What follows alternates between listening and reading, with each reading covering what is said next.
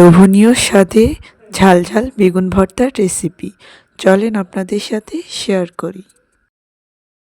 তো দেখতেই পাচ্ছেন আমি একটা ফ্রেশ বেগুন মাটির চুলার ভিতরে দিয়ে ভালোভাবে বেগুনটাকে পুড়িয়ে নিব। তো বেগুনটা পোড়ানোর আগে একটা ছোট্ট পাটখড়ি নিয়ে বেগুনের এদিক থেকে ওদিক এফোড় ওফোড় করে দিব, যাতে বেগুনটা ভালোভাবে সিদ্ধ হয়। আর এদিকে আমি শুকনো ঝাল ভেজে নিব। তো আমি ৬-৭টার মতো শুকনো ঝাল ভেজে নিয়েছি আর 2টার মতো কাঁচামরিচ কেটে নিয়েছি। তো আমি এখন শুকনো ঝালগুলো ভালোভাবে চটকিয়ে নিব। তো আমি সম্পূর্ণ উপকরণটি ভালোভাবে হাত দিয়ে মেশ করে চটকিয়ে নিচ্ছি, যাতে ভালোভাবে ঝালের মিশ্রণটা পেঁয়াজের সঙ্গে লেগে যায়। তো আমি পেঁয়াজের কুচিগুলো খুব সুন্দর করে ছোট ছোট করে কেটেছি। তো দেখতেই থাকেন। এদিকে আমার বেগুন পোড়াটা রেডি।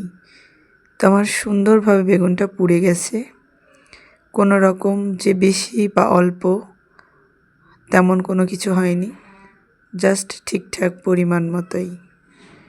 তো বেগুনটা আমার সুন্দর সিদ্ধ হয়েছে। তো এখন বেগুনটাকে আমি ভালোভাবে পরিষ্কার করে নিচ্ছি। তো লোভনীয় স্বাদে এই বেগুন ভর্তাটা রুটির সাথে অনেক পারফেক্ট যায়। তো রুটি বলেন, চাপটি বলেন, আর গরম গরম ভাত। তো আমি বলবো আপনারা লাল আটার রুটির সাথে এই বেগুন ভর্তার রেসিপিটা একবার হলেও ট্রাই করবেন। তো আমার পরিষ্কার করে নেওয়া হয়ে গেছে। এখন আমি বেগুনগুলো সুন্দরভাবে আউলিয়ে নিচ্ছি। তো এরপর আমার বেগুনটা ভর্তা করার পালা। তো যেহেতু আমি এটা 2 রকমের মরিচ আর পেঁয়াজ কুচি দিয়ে চটকিয়ে রাখছিলাম, তো এরপর আমি পরিমাণ মতো লবণ দিচ্ছি। তো লবণের পরিমাণটা স্বাদ মতো দিবেন, যে যেরকম খান। তো আমি সবগুলো উপকরণ ভালোভাবে মিক্স করে নিচ্ছি। আর হ্যাঁ, অবশ্যই আমার চ্যানেলটা সাবস্ক্রাইব করে পাশে থাকা বেল আইকনটা প্রেস করে অল নোটিফিকেশান অন করে দিবেন। আর এরকম সুন্দর সুন্দর ভিডিও পেতে অবশ্যই ভিডিওগুলো শেয়ার করবেন বেশি বেশি। তো যাই হোক, আমার মিক্স করা হয়ে গেছে। এখন এই পর্যায়ে আমি সরিষার তেল অ্যাড করব।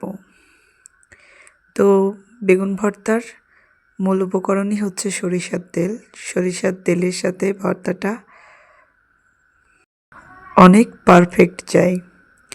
তো যাই হোক, আমি পরিমাণ মতো সরিষার তেল নিয়ে আরেকটু মাখিয়ে নিচ্ছি। তো আমার ভর্তাটা রেডি। তো এই ভর্তাটা এখন আমি গরম গরম ভাতের সাথে পরিবেশন করব। আপনারা একবার হলেও অবশ্যই ট্রাই করবেন। আল্লাহ হাফেজ।